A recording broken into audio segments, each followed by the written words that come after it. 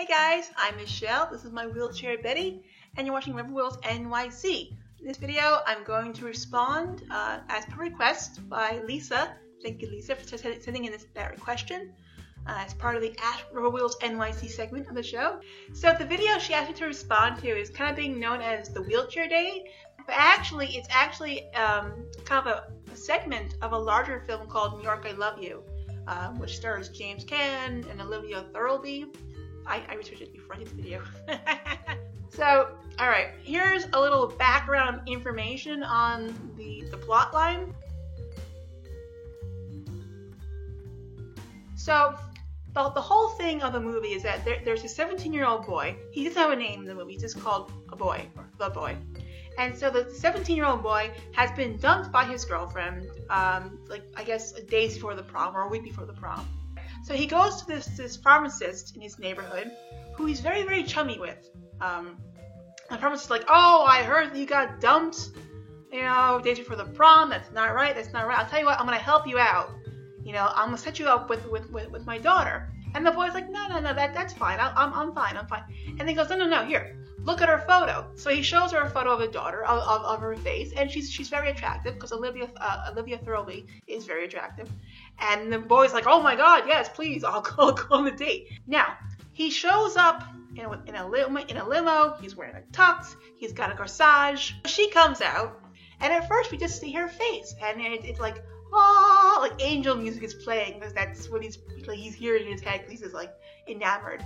And then, wah, wah, wah, we find out that the girl is in a manual wheelchair. My list of why the movie is problematic: probably not written by a person in a wheelchair, nor did they consult anyone in a wheelchair, and probably should have been called Make-A-Wish.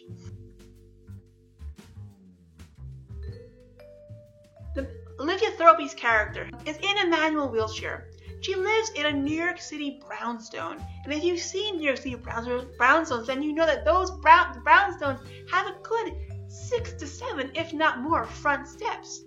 So how the hell is she gonna get down the steps? Well, guess what? We don't even see her going down the steps. It's not even like, oh gee, can you help me get down the steps? Or will I have a problem getting down the steps? It's not even an issue. Cut to the next scene where they're both in the limo, and we see her manual wheelchair strapped to the top of the limo. Why? It's like, don't they know that manual chairs fold up and put them in the trunk or the back seat? Why you gotta put them on top of the limo and strap it down? That doesn't make any sense. And I suppose one could say, well, Michelle, they're not in wheelchairs. How are I supposed to know that? You know what? If you're gonna have a film where there's a character in a wheelchair, it's your job to know that.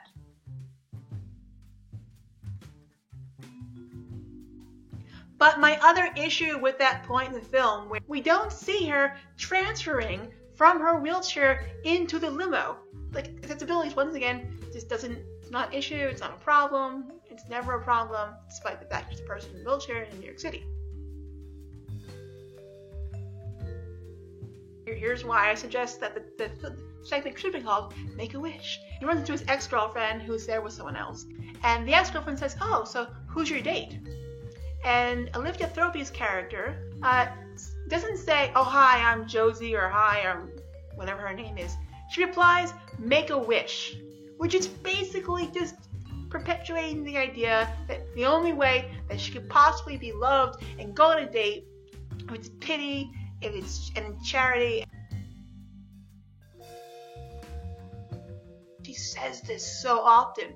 In fact, at one point, she wants to go dancing. He doesn't want to dance. But she goes, make a wish. And then it's like, and thus you have to. And so he does. But again, he dances with her out of pity and obligation. They eventually leave the prom. And for some reason, someone has taken their limo. So she asks him to walk with her through Central Park on her way home. So cut to the scene where now she's out of her chair, and she's next to him on a park bench, and they're sharing a bottle of booze.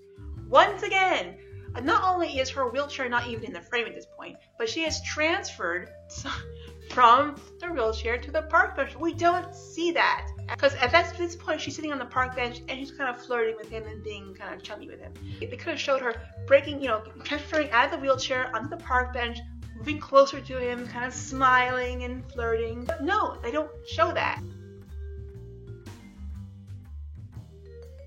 After a while, because her father did say, have her home by 12:30, and it's getting kind of late, and then once again, she doesn't want to go home, so once again, she says, make a wish, and thus, again, he once again does this out of obligation and pity. Now, I don't know why she wants to have sex with him at this point in time. He hasn't been rude per se, but he hasn't been like really affectionate or romantic to her. I don't know. And hey, maybe she was just horny.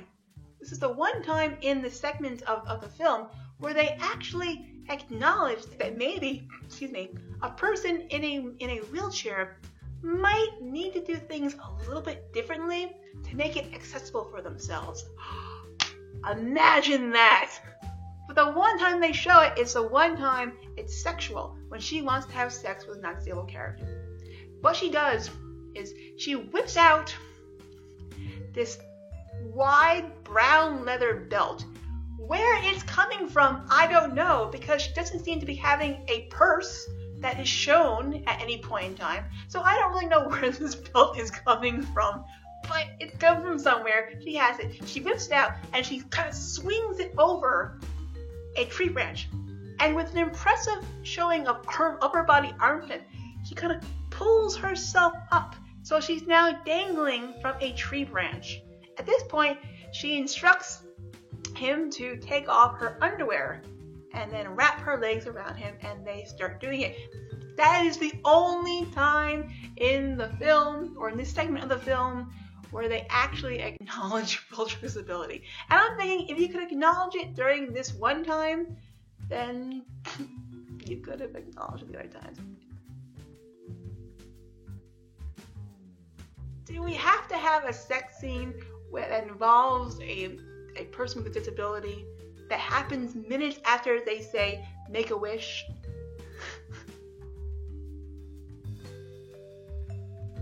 So anyway, so they somehow fall asleep in the park. They don't get stabbed or mugged. No one has stolen the wheelchair. And anyway, so the boy wakes up and goes, holy shit, he realizes it's now morning, it's way past 12:30, and he is really, really late in getting her back to home, as her father kind of asked him to. So all of a sudden, he is pushing her in the wheelchair, running as fast as he can, and despite the fact that this wheelchair has no seatbelt, she is just going like this, whee! Like, it's just so much fun. She's not hanging on for dear life, which is the reality of the situation. She doesn't almost fall out of her wheelchair because the sidewalks are bumpy and there's curb cuts are bumpy and he's going at a great speed. It's just, listen, I used to be in a manual wheelchair. When people used to push me, even on a slow pace, I would have to hang on, because I too lacked a seatbelt and came very, very close to falling out of a chair. So the fact that she is not falling out of a chair, nor does she even feel the need to hang on, once again, it's just not being realistic with showing a character in a wheelchair. Finally, he gets home, and what happens? She gets up out of the wheelchair, proceeds to effortlessly walk up the steps of her brownstone apartment, turns back at him, winks, and then goes inside. And the boy's like, what is going on? He's confused. The father goes, yeah, sorry I didn't tell you before, but she's a non-disabled actress who seems to have this kind of love and history of playing characters who are disabled. In fact, her second to last role was Helen Keller, and so she went around pretending to be blind so she could research for the role. And now her latest upcoming role is a character in a wheelchair. She's been spending 20 hours a day going around in this wheelchair so she could get an idea of what it's really like. People in wheelchairs, are so rarely present in movies, in TV, and theater. And when we are, it's usually we're there for pity, we're there to laugh at, we're there for inspiration. We're very rarely full-fledged characters. It's usually written by people who are not disabled. And then that role is then played by an actor or actress who doesn't have a disability. So it's like we're so not represented on so many levels. I really think part of the reason that people with disabilities experience so much ableism is because people have such little exposure to us on TV, on film, and in theater. And then when they do see us, they see this crap.